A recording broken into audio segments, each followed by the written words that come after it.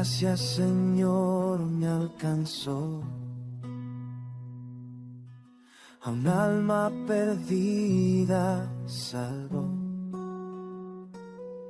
Fui ciego, hoy puedo ver. Mateo capítulo 7, por favor, en sus Biblias. Mateo capítulo 7. Vamos a leer los versículos 24 al 29. Mateo 7, del 24 al 29, por favor. Cuando lo tengan, pueden decir amén. Amén. Están en la jugada. Dice la palabra de Dios: cualquiera pues que me oye estas palabras y las hace, le compararé a un hombre prudente que edificó su casa sobre la roca. Descendió lluvia, vinieron ríos y soplaron vientos y golpearon contra aquella casa, y no cayó, porque estaba fundada sobre la roca. Pero cualquiera que me oye estas palabras y no las hace, le compararé a un hombre insensato que edificó su casa sobre la arena. Y descendió lluvia, y vinieron ríos y soplaron vientos, y dieron con ímpetu contra aquella casa, y cayó, y fue grande su ruina.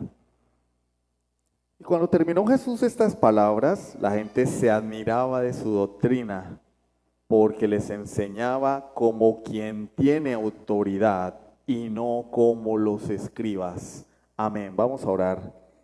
Padre Santo, hemos leído tu palabra. Venimos a ti, Señor, porque sabemos, conocemos, reconocemos nuestra necesidad de ti. Entendemos que eres tú quien nos santifica, pero también tenemos una responsabilidad de cada día buscar ser santificados. Padre, te pedimos en el nombre de Cristo que nos ayudes a estar atentos y que podamos, Padre Celestial, inclinar nuestra voluntad a obedecer tu palabra, Dios. Queremos, Señor, pasar de oidores a hacedores de tu palabra. Obra, Señor, arrepentimiento y fe en los corazones incrédulos. Y seas tú, Señor, obrando en nosotros humildad y un anhelo cada día más fuerte de vivir en santidad delante de ti. Te lo suplicamos en el nombre de Jesucristo. Amén. Imaginen a un hombre que llega al Gran Cañón y sobre el Gran Cañón hay un puente colgante, pero firme. Angosto. No estoy diciendo que lo haya, esto es una ilustración, ¿no? No estoy diciendo que haya un puente en el Gran Cañón, de hecho no lo hay. Pero imaginémonos que hay un puente, pero el puente es angostico, pero es un puente firme, una maravilla de la arquitectura y de la ingeniería civil. Y llega un hombre y observa el puente y se queda maravillado. ¿Cómo es posible que hayan construido un puente sobre el Gran Cañón? ¡Ah! ¡Wow! Esto tiene que ser algo asombroso. La tecnología ha alcanzado este nivel de poder construir un puente sobre el Gran Cañón. Toma fotos, hace entrevistas, maravillado, admirado. ¡Qué obra tan impresionante! Pero alguien le dice, ¿y por qué no lo cruzas? No lo cruza. Se niega a cruzar el puente que está sobre el Gran Cañón. Bueno, así es como muchos reciben la enseñanza de Jesús. Se admiran de su doctrina, se admiran del Señor, la elogian. No, es que Jesucristo era un hombre adelantado a su época, un gran maestro, un hombre muy sabio.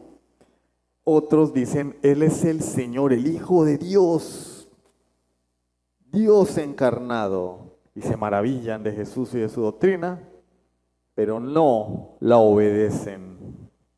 No obedecen las palabras del Señor. Hoy veremos que Jesús no busca espectadores de su reino. Él no busca personas que se asombren por la belleza y hermosura de sus palabras y de lo que Él nos ofrece.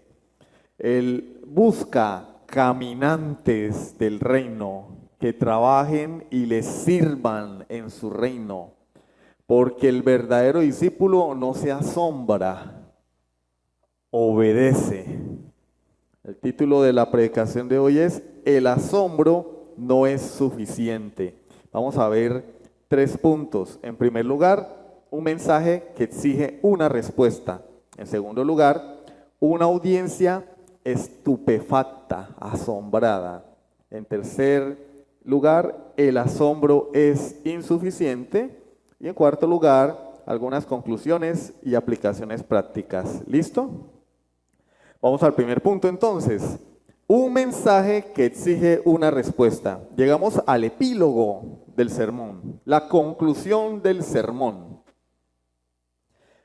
Las palabras de Mateo no son cualquier cosa, son inspiradas por Dios. Este epílogo fue inspirado por el Espíritu Santo, de manera que tiene toda la importancia del resto de la Biblia. No es una, bueno, es que, sí, la gente se maravillaba. No, no es algo que podamos ignorar. ¿De qué palabra nos habla Mateo? Dice el versículo 28, cuando terminó Jesús estas palabras. ¿De qué palabra nos habla Mateo? De todo el sermón. Capítulos 5, 6 y 7. Y cuando la gente escuchó esto, se quedó así. ¡Wow! Como el perrito, el meme, o el miquito, el que veíamos cuando éramos chicos, que eran unos títeres. Así se quedaron asombrados, admirados. ¿Qué nos enseñó Jesús en el Sermón del Monte? El carácter del creyente, el carácter del discípulo de Cristo. ¿Quién es aquel que es súbdito del reino de Dios? Pero también nos dice las cosas que éste debe hacer. Mandamientos, preceptos para los súbditos del reino de Dios, los ciudadanos de su reino. Pero también nos plantea algunas advertencias. ¿En contra de qué? Del autoengaño, de los falsos profetas, de los falsos maestros, porque podemos estar fuera del reino pensando que estamos dentro del reino, por causa del falso evangelio que se predica. Hoy nos enseñan una salvación sin Cristo, salvación sin arrepentimiento, salvación sin quebrantamiento, salvación por repetir como loros una oración, salvación por alzar la mano. Y hoy en día, mirando en retrospectiva, es chistoso que a la gente se le diga que es salva por alzar la mano o por repetir una oración que puede estar escrita en una estampita de la Virgen María, si se quiere. Y Él nos dice, guardaos de esos falsos profetas, de los que nos venden a un Dios perrito faldero, Papá Noel cósmico, o de los que nos venden un evangelio, entre comillas, terrenal. Bendiciones aquí y ahora.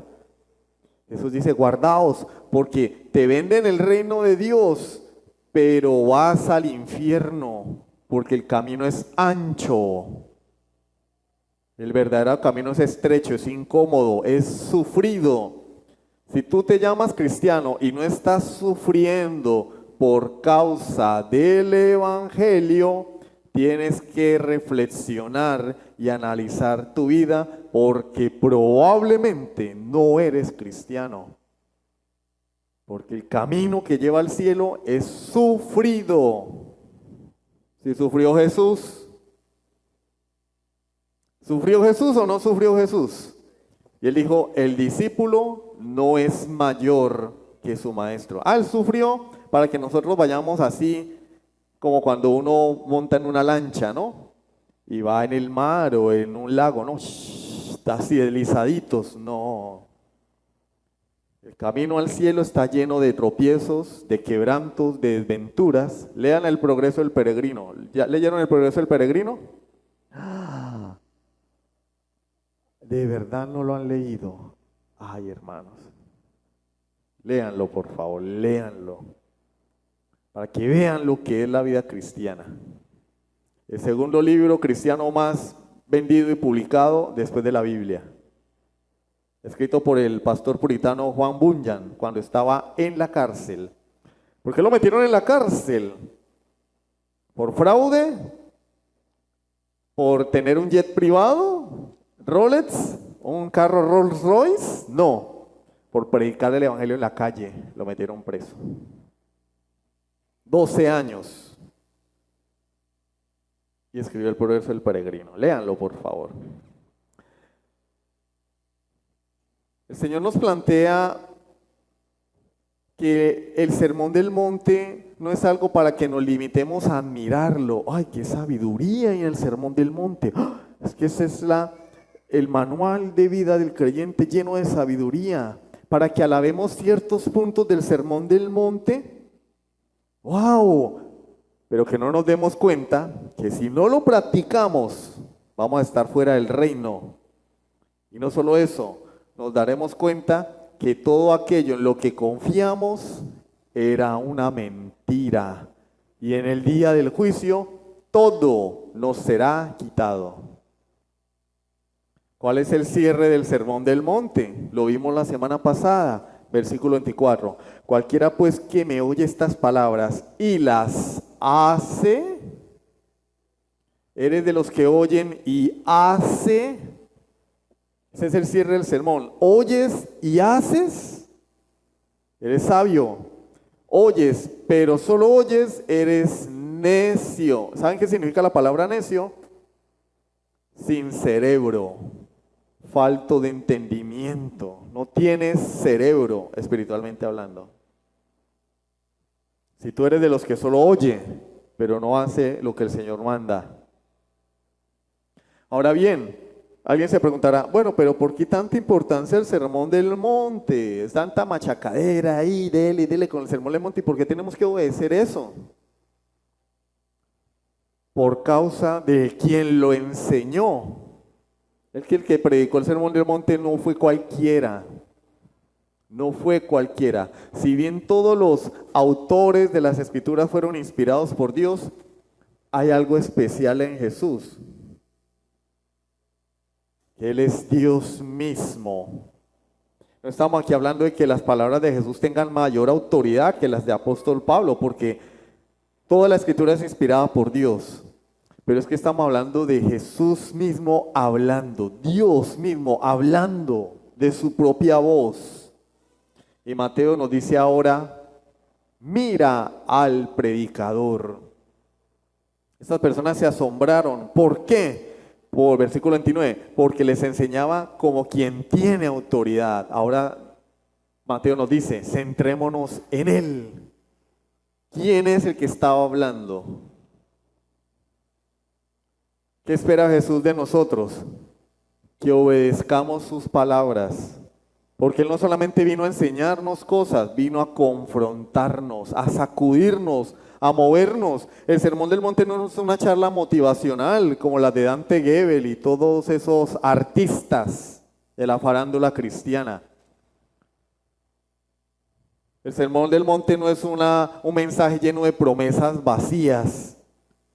El Sermón del Monte es la misma palabra de Dios, en la que Él nos llama a un discipulado radical, no tibio, no a medias.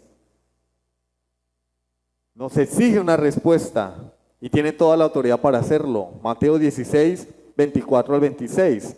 Entonces Jesús dijo a sus discípulos, Mateo 16 del 24 al 26, si alguno quiere venir en pos de mí, niéguese a sí mismo y tome su cruz y sígame. Porque todo el que quiera salvar su vida, la perderá. ¿Quieres salvar tu vida? Debes estar dispuesto a dejarlo todo por Cristo. Pero si te duele algo, si no quieres dejar a un lado algo, si estimas algo, entonces vas a perder tu vida. ¿Quieres salvar tu vida en este mundo? La vas a perder en la eternidad. Y todo el que pierda su vida aquí, que gaste su vida por Cristo y por causa del Evangelio, que invierta sus esfuerzos, sus afectos, sus deseos por Cristo, la hallará en la eternidad. Nosotros somos especialistas en hablar de la gracia, ¿no? Salvos por gracia, las doctrinas de la gracia. Pensamos que la gracia es la mera bacanería. Como decía hace 8 días, hay un punto de las doctrinas de la gracia que no nos agrada: la perseverancia de los santos. Nuestra responsabilidad de perseverar. No es como nos acusan, que la salvación por gracia es que yo puedo vivir chévere, bacano, relajado. No, hermano. El que comenzó la obra en vosotros la perfeccionará. Si tú no estás siendo perfeccionado, es porque Dios, oído, jamás empezó una obra en ti. Y esto tiene que hacernos temblar de miedo. Hombre, yo voy el domingo a la iglesia a duras penas. Nada que ver con la novia. El que no ama a la esposa de Cristo no ama a Cristo, ¿sí sabían? Nada que ver con la novia de Cristo. Si te vi no me acuerdo. No lucho con mi pecado. Entre semana pues desconectado de Dios. Dios no ha comenzado una obra en ti, querido amigo. Estás muerto espiritualmente. Es mi deber decírtelo. Y si por decirlo no vuelves, no vuelvas. Quédate en casa, allá te va a ir mejor. Quédate en casa. Mi deber como predicador es decirte: si tú no estás siendo santificado, es porque Dios jamás te ha justificado. No creemos en la gracia barata. Soy salvo por gracia y ahí voy. No, ahí vas pero al infierno. Has entrado por la puerta ancha. Estás engañándote a ti mismo. Porque ¿qué aprovechará el hombre si ganare todo el mundo y perdiere su alma? Yo te pregunto, a ti que me oyes, ¿cuánto vale la salvación? Bueno, en el Evangelio de la Prosperidad nos enseñaron que con 10,000 pesos, 15,000 pesos, 1,000,000, 2,000,000, se compraba la salvación de la familia, ¿no? Yo pagué por la salvación de mi familia. Pero Jesús nos dice algo diferente, ¿no? Y yo prefiero hacerle caso a Jesús. Al fin y al cabo, Él es Dios. ¿Qué aprovecha al hombre si ganare todo el mundo y perdiere su alma? ¿O qué recompensa dará el hombre por su alma? Cuéntame, ¿cuánto puedes tú pagar para que Dios te salve? ¿Cuánto? Dinero, esfuerzo, trabajo. Y Jesús dice: no hay recompensa que el hombre pueda dar para que Dios le salve. Por eso de nada le sirve recibirlo todo en esta vida. De nada sirve. ¿Quieres venir en pos de Cristo? Niégate a ti mismo. Toma la cruz de Jesús. ¿No te niegas nada? ¿No te niegas nada? Entonces no eres discípulo de Cristo. Tú quieres un evangelio que se acomode a tu agenda. Hay personas que le dicen a uno: pastor, yo puedo, pero tal día a tal hora. Y yo digo: ¿what? Pastor, ¿será que usted me puede dar una consejería fuera del horario? Acá se ha dicho y redicho que las consejerías son los lunes a las 6 de la tarde, ¿cierto? Pero yo no puedo, puedo tal día a tal hora. Usted verá. Y yo digo: pues, ¿qué más? Pero a Dios no le podemos hacer así. A Dios no le podemos poner condiciones, porque el que pone condiciones no es hijo de Dios. Bueno, Señor, yo te puedo servir, pero no tengo tiempo. Yo tengo el deseo de hacerlo, pero no tengo tiempo. Como si uno no viera las redes sociales, ¿no? Es que los mentirosos caen solitos. No tengo tiempo, pero cumpleaños, salidas, compras, y lo peor, lo publican. Yo no sé si es que no piensan o su descaro es tan grande que no les importa. Yo le digo a mi esposa: la gente debería, si van a decir una mentira, díganla bien. demuestren que son inteligentes para decir la mentira. Pero dicen la mentira y después se echan ellos mismos al agua. Pastor, no tengo tiempo, no puedo. Y después uno ve comiendo hamburguesa en tal parte, comiendo aquí en la cumpleaños de fulano, aquí paseando. Y yo, ¿no tienes tiempo? ¿De verdad? Es que tengo mucho trabajo. Y uno lo ve y uno dice, pero Pablo lo decía, no hay quien entienda.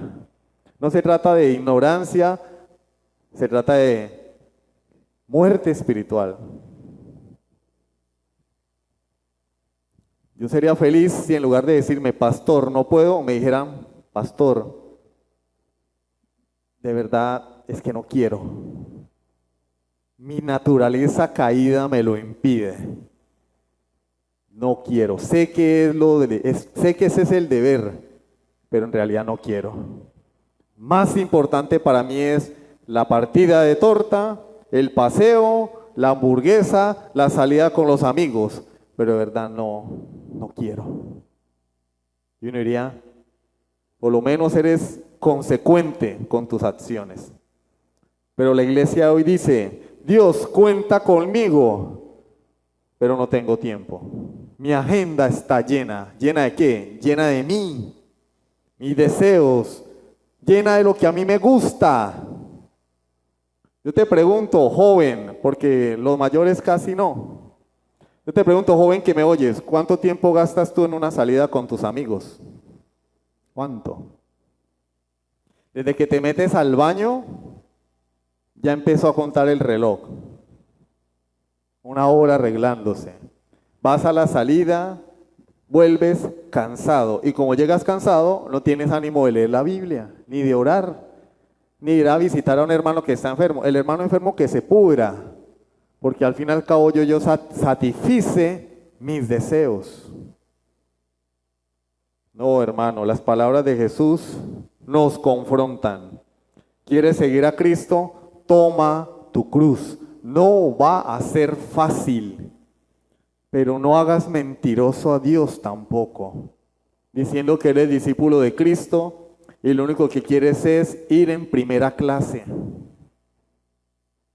La primera clase no existe para ir al cielo. No existe la primera clase para ir al cielo, hermanos. Yo te pregunto, ¿qué haces tú cuando termina la enseñanza de la iglesia? ¿Comienzas a meditar en ella y a pensar, ¿cómo puedo yo poner en práctica todo esto? ¿O te vas y se te olvidó, como la semilla que cayó junto al camino? Cada enseñanza de Jesús es una encrucijada. ¿Obedeces o la ignoras? Si no obedeces, estás ignorando las palabras de Jesús. No hay término medio. No, bueno, es que, no, sí, Dios me habló, pero es que, no, yo creo que el hermano está exagerando. No, hermano, solamente hay 2 opciones. O obedeces o ignoras la palabra de Dios.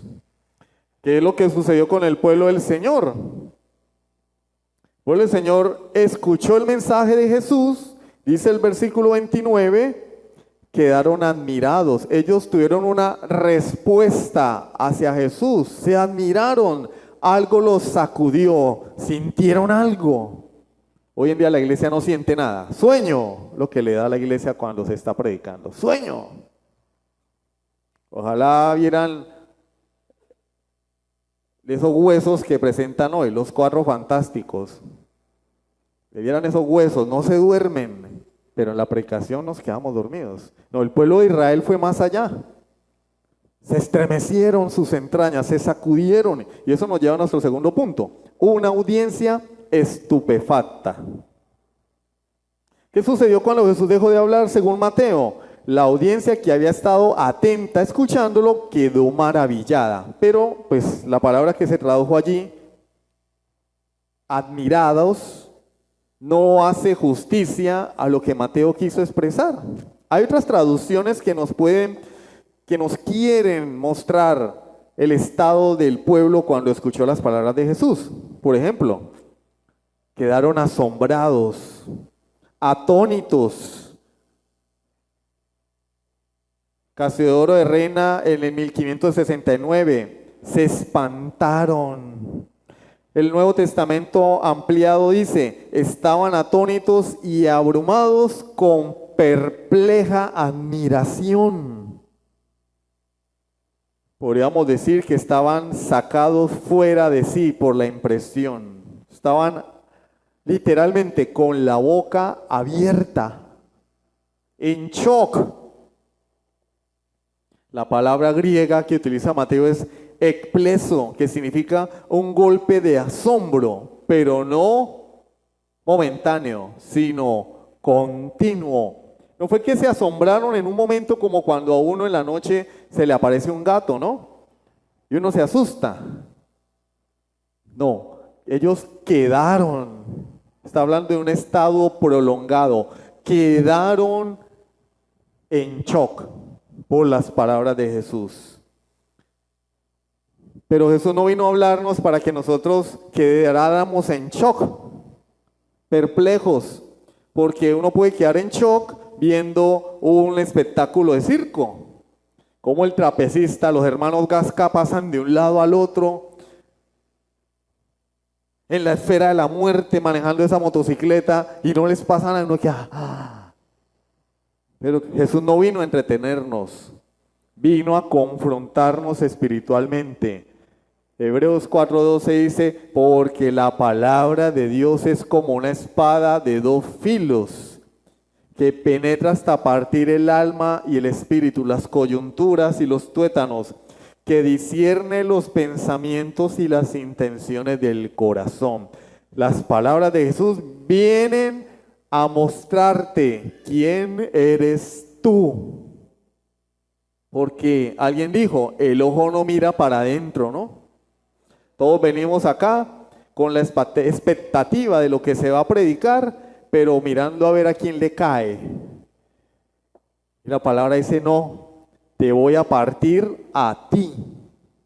Te voy a mostrar quién eres tú. Primera a los Tesalonicenses 2:13. Por lo cual también nosotros sin cesar damos gracias a Dios. Oído lo que dice Pablo, de que cuando recibisteis la palabra de Dios, que oísteis de nosotros, ¿cómo reaccionó la iglesia de Tesalónica cuando les predicaron la palabra de Dios? La recibisteis no como palabra de hombres, sino según es en verdad la palabra de Dios, la cual actúa en vosotros los creyentes. Tesalónica oyó el evangelio y dijeron, esta es la palabra de Dios. No son palabras de hombres, es la palabra de Dios. Y Pablo dice, ella actúa en vosotros. ¿Por qué? Porque la recibieron solícitamente. Pregunta, ¿aún te conmueve la palabra de Dios? Cuando oyes la palabra, ¿te conmueve? ¿O eres de los que dicen, como hay personas que le dicen a uno, uy, pastor, estuvo muy buena la predicación? Vienen un mes después. Quedaron tan llenos con el pan de vida que les duró la barriga llena un mes. O vienen a los 15 días. Uy, es que no estuvo buenísimo. Pero vuelven. Son infrecuentes en la asistencia al culto, desconectados de la iglesia. ¿Te conmueve la palabra de Dios o eres un oyente pasivo? Yo vengo hoy, oigo, ¿qué es pasivo? Esto. En la gramática, el pasivo es el que no hace nada, el que recibe la acción, solo recibe. Solo recibe. No hace nada. ¿Eres tú pasivo? ¿Solo recibes? ¿O eres hacedor de la palabra de Dios?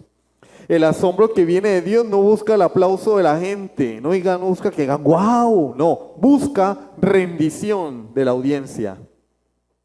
Ahora bien, ¿por qué la gente estaba asombrada de Cristo? ¿Cuál era la razón de este sentimiento de estupor y de asombro? Tiene una fuente y es la doctrina y la autoridad únicas de Jesús. El texto dice, se admiraban de su doctrina porque les enseñaba como quien tiene ¿qué? Autoridad. y no como los escribas. Se asombraron. ¡Wow! Pero el asombro no lo es todo. El asombro es insuficiente. Tercer punto. El asombro es insuficiente. ¿Qué dice el texto? ¿Cómo estaba la gente? Nos ganaron a nosotros. Yo veo gente bostezando, gente cabeceando, gente que no quiere estar aquí. Pero el texto nos dice, el pueblo que crucificó a Jesús estaba admirado de la doctrina de Jesús, de la autoridad de Jesús. Y me gustaría que ustedes pudieran pasar por aquí, desfilar, que jugáramos al trencito. ¿Se han jugado al trencito alguna vez cuando niños? Que pasaran por acá y vieran gente bostezando, gente cabeceando, gente haciendo muecas, gente haciendo mala cara. Y yo digo, el pueblo que crucificó a Jesús nos ganó a nosotros. Porque estaban así. ¡Wow! Admirados de la doctrina y de Jesucristo. ¿Por qué estaban admirados? Primero porque él tenía autoridad. Él enseñaba con poder, no como los escribas. Los escribas enseñaban tradición. Y en este apartado vamos a profundizar la semana que viene. Hoy solo lo vamos a mencionar. La semana que viene vamos a hablar de la doctrina y de la autoridad de Jesús. Hoy, ¿cuál es el punto que quiero resaltar? La reacción de la audiencia, la reacción de los oyentes. Se asombraron, pero no les fue suficiente. Estas personas reconocían en Jesús algo diferente. No, este hombre enseña diferente. Este hombre tiene autoridad. Nos está enseñando cosas nuevas. No, él no está enseñando nada nuevo. Estaba enseñando el verdadero espíritu de la ley de Dios. Miren lo que dice Juan 7:46, cuando los alguaciles enviados por los judíos no fueron capaces de capturar a Jesús. Y una vez ellos vuelven, le dicen, ¿y qué pasó? ¿Dónde está Jesús? Ellos respondieron, jamás hombre alguno ha hablado como este hombre. Lo escuchamos hablar y no pudimos hacer nada. Pareciera que las palabras de Jesús los hubieran encantado, así como los encantadores de serpientes, ¿no? Tocan la flauta y la serpiente parece adormecida. A ellos los mandaron con una misión. Traigan a Jesús preso. Y cuando fueron, quedaron así. Y se regresaron. Venga, ¿pero qué pasó? Nunca habíamos escuchado a una persona hablar así como él. No fuimos capaces de capturarlo. Jesús no era como cualquier hombre. Todos los profetas del Antiguo Testamento decían, cuando procedían a hablar en nombre de Dios, decían, así dice el Señor, así dice Jehová, dice Jehová de los ejércitos. Pero Jesús no. Jesús dijo, yo os digo, yo os digo, yo os digo. Mateo 5:22, Mateo 5:28, versículo 32, versículo 34, versículo 39, versículo 44. En el Sermón del Monte lo único que escuchamos es, yo os digo, yo os digo. Oísteis que se os enseñó. Porque él no estaba hablando de la ley, estaba hablando de la enseñanza de los fariseos. Él no dijo, fue escrito, no, oísteis que fue dicho. Estaba haciendo referencia a la enseñanza de los rabinos, no a la ley de Dios. Algunos son atrevidos y dicen, es que Jesús vino a enseñarnos una nueva ley. No, ni que nueva ley, ni que 8 cuartos. Vino a enseñarnos la verdadera ley de Dios, que los escribas y fariseos habían adulterado. Por eso él dice, oísteis que os fue dicho. Porque siempre que alguien hacía referencia a la ley, decía, escrito está. Cuando Jesús fue tentado, él dijo, escrito está.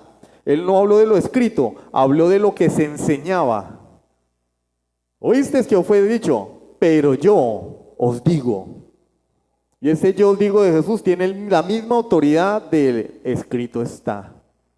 Porque Él es Dios. Él es Dios, por eso Él tiene toda la autoridad. Pero ¿qué ocurrió con estas personas? Asombradas con el mensaje de Jesús. Asombradas. Un impacto emocional. ¡Wow! Pero ninguna decisión espiritual. ¡Wow! No, y sí, qué doctrina. No, sí, la confesión de fe. Uy, las doctrinas de la gracia, las 5 solas de la Reforma Protestante. ¡Wow! No, es que, uy, entendí. Fuimos elegidos desde antes de la fundación del mundo. Uy, sí, estamos muertos espiritualmente. Sí, Jesucristo murió, fue por su pueblo. Y por eso el que cree en Cristo es salvo y nunca va a perder su salvación. Dios obra su gracia en nosotros cuando se predica el Evangelio. Nadie puede resistir el poder del Espíritu Santo. Y el que se arrepiente de sus pecados, Dios lo lleva a la gloria porque Él lo prometió. El que comenzó la buena obra, nosotros la perfeccionará hasta el día de Jesucristo. Filipenses 1:6. ¡Wow! Arrepiéntete. No. Espérate, no, tampoco. Tampoco así, ¿cómo que arrepiéntete? Nada, espérate. No, ¿acaso no reconoces que estás muerto espiritualmente? ¿Que tus obras son trapos de inmundicia? ¿Que tu corazón está inclinado hacia el mal? ¿Que si mueres hoy vas a ir al infierno? Bueno, sí. ¿Y entonces por qué no te arrepientes? No, pues, mi trabajo, mis amigos, mi mamá, mi papá, mis deseos, mis sueños. Lo mismo le ocurrió a estas personas, asombrados, deslumbrados, pero no hubo ningún efecto espiritual en sus vidas. La palabra que vimos, expleso, asombro profundo, pero no dice que esa palabra signifique fe. Asombrados, pero incrédulos. Asombrados, pero condenados. ¿Ve? ¡Wow! ¡Qué hermoso! Muchas personas dicen, me escuché, llevo toda la serie de Sugel Michelén sobre Eclesiastés, sobre la doctrina de la gracia. ¡Wow! ¡Qué conocimiento el de ese hombre! Dios lo bendiga. Y no, nada. ¿Pero qué pasó en tu vida? No, pues. ¿Te arrepentiste de tus pecados? No. ¿Eres creyente? Sí. ¿Tienes deseo de luchar contra tu pecado, de santificarte, de comprometerte más con Dios? No. Pero qué conocimiento. He escuchado todo el programa de R.C. Sproul. ¿Qué nivel de conocimiento el de R.C. Sproul? ¿Y cómo va? ¿No? ¿Cómo va tu vida? Normal. Eso me estás diciendo que estás oyendo la palabra de Dios y que te estás asombrado, que has aprendido cosas que antes no sabías. ¿Qué pasó en tu vida? No, pues, igual, bien, ahí voy. Lo mismo le sucedió a estas personas. Porque admirar no es sinónimo de obedecer. Admirar no es sinónimo de obediencia. Tenemos ejemplos en la Escritura. En Éxodo capítulo 7 al 14 se nos narra cómo Moisés sacó a Israel de Egipto. Las 10 plagas de Egipto. Cómo salieron con mano poderosa. Y el común denominador de todas las plagas era, pero el corazón de Faraón se endurecía cada vez más. Y nos narra Moisés en Éxodo 8 la plaga de las ranas, versículos 9 y 10. Dijo Moisés a Faraón, siempre Faraón cuando venía la plaga decía, Moisés, ora a Dios para que nos salve. Y Moisés decía, sí, iba y oraba y Dios quitaba la plaga, pero Faraón se endurecía más. Y en esta ocasión Faraón viene a Moisés para que le pida a Dios que quite la plaga de las ranas. Y Moisés le responde, dígnate indicarme cuándo debo orar por ti, por tus siervos y por tu pueblo, para que las ranas sean quitadas de ti y de tus casas y que solamente queden en el río. Dime cuándo quieres que ore por ti. Y cualquier persona hubiera dicho, ya, palantir es tarde, pero Faraón, como cualquier incrédulo y como cualquier pseudo creyente, dijo, mañana. Quiero ver un poquito más de pornografía antes de arrepentirme de mis pecados. Quiero ganarme este dinerito en esta vueltica antes de arrepentirme de mis pecados. Quiero pegarme la última borrachera. Quiero seguir maltratando a mi esposa, maltratando a mi esposo. Quiero vivir un poco más la vida mañana. Como dijera el pastor Sugel Michelén, yo quiero mis ranas. ¡Guau! Sí, el poder de Dios envió las plagas de las ranas. Moisés, pídele que me las quite y voy a dejar salir al pueblo. Y Moisés, ¿cuándo quieres que pida? Todavía, espérate un ratico que me molestan las ranas, pero es que son tan tiernas. Las quiero otro ratico. Admirado por el poder de Dios, pero sin decisión de obedecer a Dios. A pesar de ver el poder de Dios y su misericordia, su corazón se endurecía cada vez más. El rey Nabucodonosor, Daniel capítulos 2 al 4 nos narra la historia de Nabucodonosor. Pero en el capítulo 3 nos enseña que Nabucodonosor lanzó al horno de fuego a los amigos de Daniel, porque no quisieron honrar una imagen que Nabucodonosor había hecho. Los tira al fuego, un horno de fuego, ordena que lo calienten 7 veces más, por si acaso, ¿no? Y dice la escritura que estaba tan caliente que los que estaban adentro murieron. Lanzan a los amigos de Daniel y cuando él se asoma a ver si ya estaba lista la carne asada, ve 4 hombres. Oiga, pero ¿cómo que 4? ¿Eran 3? 1, 2, 3, 4. Ay, ¿cuántos eran? Venga, ¿cuántos eran? 3. Ay, pero ¿y 4? Los sacan y dice la Biblia que ni su ropa olía a quemado. Y el que se movía en medio de ellos era el ángel de Jehová, Jesucristo mismo protegiéndolos. ¿Qué dijo Nabucodonosor? Este es el verdadero Dios. Ordeno en todo el imperio que adoren al Dios de Sadrach, Mesach y Abednego, no el mío, el Dios de ellos. Y aquel que hable en contra del Dios de ellos, muera inmediatamente. Lo mando a matar. Pero era el Dios de ellos. Dice literalmente, no hay Dios que pueda librar como este. Como ese Dios no hay nadie. Pero en Daniel 4:30, Nabucodonosor estaba paseando por su jardín y dice, ¿no es esta la gran Babilonia que yo edifiqué? Sí, Dios libra, sí, Él es el Dios verdadero, el Dios de Daniel y sus amigos, pero esto lo hice fui yo soy el duro. Como yo no hay nadie, yo mando. ¿No es esta la gran Babilonia que yo edifiqué para casa real con la fuerza de mi poder y para gloria de mi majestad? Él se asombró por el poder de Dios, pero no hubo una conversión. No hubo una conversión. Pero él después se convirtió. Dios lo humilló, lo aplastó, lo puso a comer tierra como a la bestia, hierba del campo, para que él reconociera que en realidad Jehová es el Señor. Ah, tú estás esperando eso. Tú quieres ser como Nabucodonosor. Que Dios te vuelva nada, terminar en la calle pidiendo limosna, debajo del puente, en el canal Bogotá. ¿Quieres llegar allá para arrepentirte? Estás tentando a Dios. Estás tentando a Dios. Porque Dios es soberano. Obra Nabucodonosor así, pero eso no quiere decir que sea una doctrina.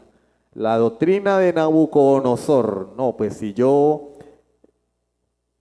lucho con Dios, Él me va a salvar. Me va a mandar al canal Bogotá y después de eso me restaura. Fue la experiencia de Nabucodonosor, hermanos. Pero lo que quiero resaltar es que antes de ello, él contempló la gloria de Dios, admiró el poder de Dios, pero no hubo efecto en su corazón en ese momento. Por eso Juan nos dice en el capítulo 6 de su libro, de su evangelio, capítulo 6, versículo 66. Desde entonces muchos de sus discípulos volvieron atrás y ya no andaban con él. El Señor predica, Juan 6, el sermón sobre el pan de vida, después de alimentar a los 5,000, y les dice: tienen que comer mi cuerpo, tienen que comer mi carne, yo soy el pan de vida. ¿Cómo así? Nosotros tenemos que ser partícipes de ti. Esta palabra es muy dura. ¿Quién la puede oír? Ay, hermana, ¿usted para qué me invitó a esa iglesia? Ese pastor sola, juete, piedra. No, eso es muy duro. Yo me voy mejor para la iglesia que queda en el mercado, donde nos dice que somos campeones y vamos a ser millonarios. Dura es esta palabra. ¿Quién la puede oír? No, eso no lo puede oír nadie. Y dice la Biblia, desde entonces muchos de sus discípulos. ¿Quiénes se apartaron de Jesús? ¿La multitud? Sus discípulos. Muchos volvieron atrás y ya no andaban con él.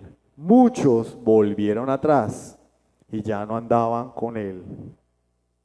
Cuando se predica las doctrinas de la gracia, por la novedad, la gente, yo quiero aprender, pero cuando empieza a machacarse, santidad, compromiso con Dios, la centralidad de Cristo en la vida del creyente, la soberanía de Dios, no, eso es, el catecismo, uy, no, sí, ¿qué preguntaban? No, estamos hablando de los decretos de Dios, uy, sí, estamos hablando de la Trinidad, uy, sí, pum, los 10 mandamientos. Ay, no sé, el mandamiento a toda hora ahí, no, llevamos 3 meses con los 10 mandamientos, uy, no, qué jartera. Volvieron atrás los discípulos. No está hablando de los 12, Jesús tenía más discípulos. De esos discípulos escogió 12, pero de esos discípulos muchos volvieron atrás y ya no querían andar con Jesús. Estas personas admiraban sus palabras, admiraron los milagros de Jesús, pero rechazaron el llamado de Jesús.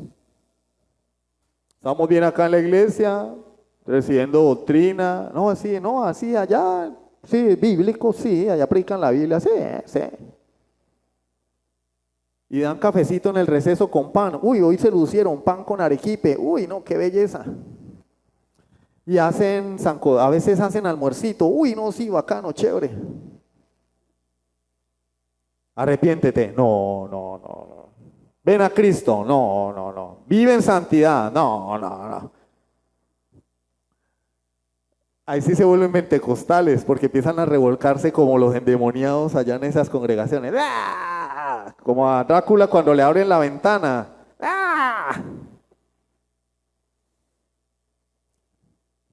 Pero si estas personas quedaron asombradas por la doctrina de Cristo, tú y yo, que decimos ser seguidores de Jesús, que tenemos la revelación completa, deberíamos ir más allá, un paso más allá, y ese es el paso de la obediencia. No te quedes con la admiración. Eso nos lleva a nuestras conclusiones y aplicaciones prácticas. La gente se admiró cuando Jesús terminó de hablar. Él dejó claro que solo el que oye y hace es sabio, es prudente. En pocas palabras, el que oye y hace es un verdadero cristiano. ¿Eres creyente? Alce la mano a los creyentes, no la alcen porque de pronto me pongo a llorar. ¿Eres creyente? Pregúntate, ahí donde estás, ¿estoy admirando a Jesús? ¿Estoy admirando las palabras de Jesús o las estoy obedeciendo? ¿Soy un admirador o soy admirador y obedezco las palabras de Jesús? Porque esa es nuestra responsabilidad, venir y escuchar y decir qué áreas en mi vida hay en las que estoy fallando, qué cosas debo corregir de mi vida como creyente. No decir, no, la predicación estuvo buena. El miércoles, ¿de qué se predicó el domingo? ¿Estás obedeciendo? Porque es tu responsabilidad obedecer. ¿Y cómo puedo obedecer? A veces no tengo ganas, a veces no siento el deseo. Estoy pasando por situaciones difíciles y estoy desanimado. Puede pasar porque de este lado de la eternidad ninguno de nosotros es perfecto. Bueno, en primer lugar lo que puedes hacer es cultivar un corazón que se asombra por las palabras de Jesús y las obras de Dios. Aprende a ver la Biblia y recupera ese asombro o ese primer amor que tuviste alguna vez. Isaías 66:2. Mi mano hizo todas estas cosas y así todas estas cosas fueron, dice Jehová. Pero miraré a aquel que es pobre y humilde de espíritu y que tiembla a mi palabra. ¿A quién mira Dios? Al que tiembla ante su palabra. ¿Y quién es el que tiembla ante la palabra de Dios? El que es pobre y humilde de espíritu. Mi mano hizo todas estas cosas. Sí, muchos se admiran de la creación, pero yo miraré solo a los que tiemblan ante mi palabra porque son humildes. 2. Sométete a la autoridad de Dios sobre cualquier voz. Sobre cualquier voz. Nos volvemos idólatras de los hombres y cuando el hombre peca y cae, nos volvemos fanáticos. ¿Sí? Una hermana compartió un video sobre Yesenia Ten, y hermano, esa mujer le ganó a Jesús. Un fanatismo y una idolatría. Ya este es su segundo marido, ¿sí o no? Y es un pelele ahí, que le hace los mandados a ella. Y ella es casi Dios. Entonces, ¿qué pasa? Cualquier tontería que dice, no, sí, es palabra de Dios. No. Yo tengo que poner por encima de cualquier hombre la palabra de Dios. Hechos 17:11. El que estaba predicando no era Yesenia Ten, no era Dante Gebel, no era Andrés Corson, no era Jesús Adrián Romero, no era ninguno de esos. Era el apóstol Pablo. Hechos 17:11. Y estos eran más nobles, los de Berea, que los que estaban en Tesalónica, pues recibieron la palabra con toda solicitud. Oiga, qué predicación sota la de Pablo. No, es que mejor. Pero vamos a ver si lo que predicó se conforma a la ley de Dios, al Antiguo Testamento, porque todavía no había Nuevo Testamento. Recibieron la palabra con toda solicitud, escudriñando cada día las Escrituras para ver si estas cosas eran así. Vamos a ver qué fue lo que se predicó hoy. ¿Tomaste apuntes? Sí, mi amor. Bueno, vamos a ver en la Biblia los textos que el hermano citó. Yo quiero confirmar que esa palabra es de Dios. Yo quiero estar seguro y meditar en ese mensaje en el transcurso de la semana. Estas personas, dice, escudriñaban cada día las Escrituras para ver si lo que el hermano Ori les decía era verdad. No, lo que Pablo, estamos hablando de Pablo. Y no es que no sintieran respeto por Pablo, es que ellos querían estar seguros de la enseñanza. Pero los creyentes hoy, como dijo el pastor de allí, ayúdate que yo te ayudaré. ¿En serio? ¿En serio? Ayúdate que yo te ayudaré. Si no damos el diezmo, va a venir el devorador. Yo, ¿en serio a estas alturas con eso?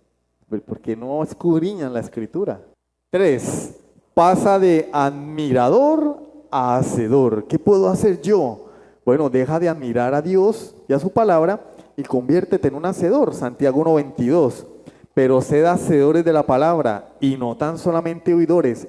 ¿Es bueno oír? Claro, pero lo ideal es oír y hacer. No tan solamente oidores, engañándoos a vosotros mismos. No te engañes, hermano, no salgas de aquí engañado, por favor, amigo, no te vayas engañado. No te vayas engañado. Puedes morir saliendo de este lugar, te puede atropellar un carro y vas a ir convencido de que eres salvo, pero al infierno. No te engañes. Conviértete en un hacedor de la palabra de Dios. Si eres creyente, no lo estás haciendo, arrepiéntete para que Dios te restaure. Y si no eres creyente, arrepiéntete para que ahora con una nueva naturaleza Dios ponga en ti el querer y el hacer. Lucas 6:46, ¿por qué me llamáis Señor, Señor, y no hacéis lo que yo digo? Jesús es el Señor, pero de los demás, porque si tú no obedeces, no es tu Señor. Y si Jesús no es Señor, tampoco es tu Salvador. Se nos enseñó, yo vengo a una iglesia así, donde nos decían que Jesús era el Salvador y que después, con el tiempo, uno lo hacía Señor. ¿En serio? Jesús es Señor, y porque Él es Señor, puede salvar, arrebatarle a Satanás sus esclavos y hacerlos suyos. Y ahora Él es el Señor de esos que antes estaban en el reino de las tinieblas. Entiéndase, los creyentes. Cuarto y último, espera transformación, no solo información. No, vamos a ver qué van a predicar hoy y qué vamos a aprender. Está bien, pero eso tiene que transformar tu vida. Tiene que tener un efecto en tu corazón y en tu vida práctica. No desees solo informarte. Muchos teólogos, pastores van a ir al infierno porque tienen el conocimiento, pero no tienen el conocimiento y la gracia de Dios. ¿El conocimiento es necesario? Sí, pero no es suficiente. ¿Es necesario? Sí, pero no es suficiente. Se requiere el conocimiento y la obra de Dios para traer salvación. No te quedes solo con el conocimiento.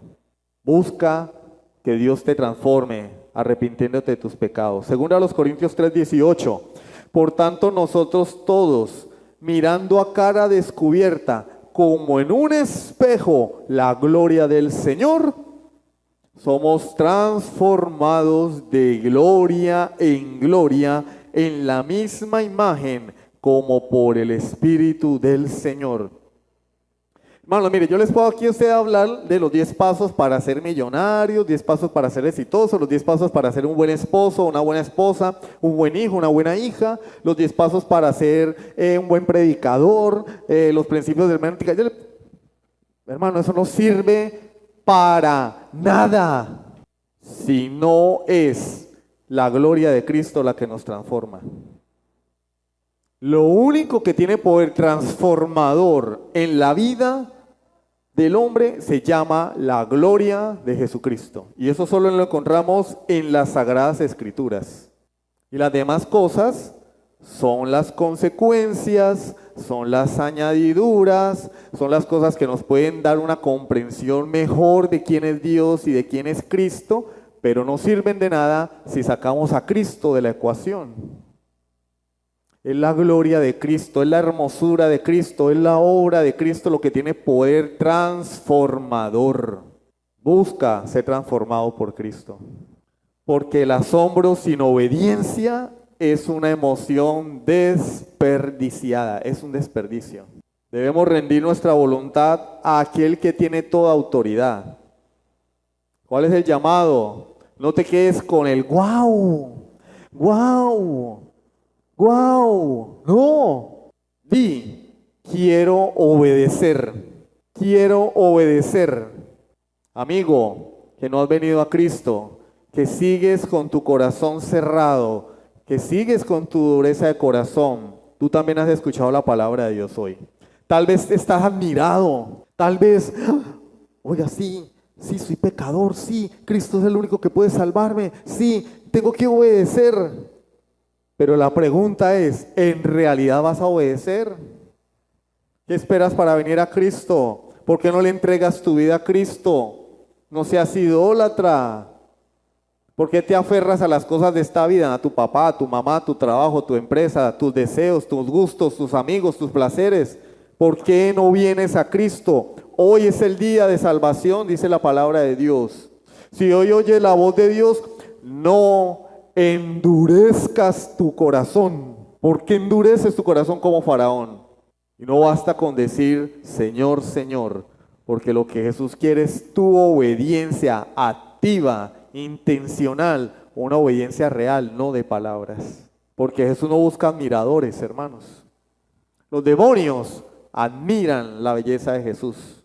Él busca discípulos. Y la pregunta es, ¿serás uno de ellos? ¿Vas a ser un verdadero discípulo de Cristo?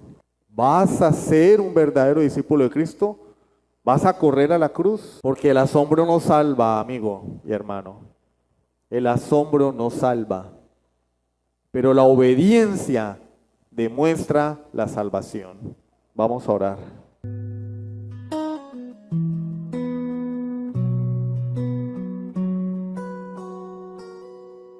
Tu gracia, Señor, me alcanzó.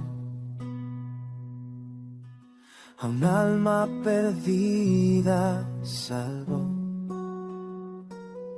Fui ciego, hoy puedo ver.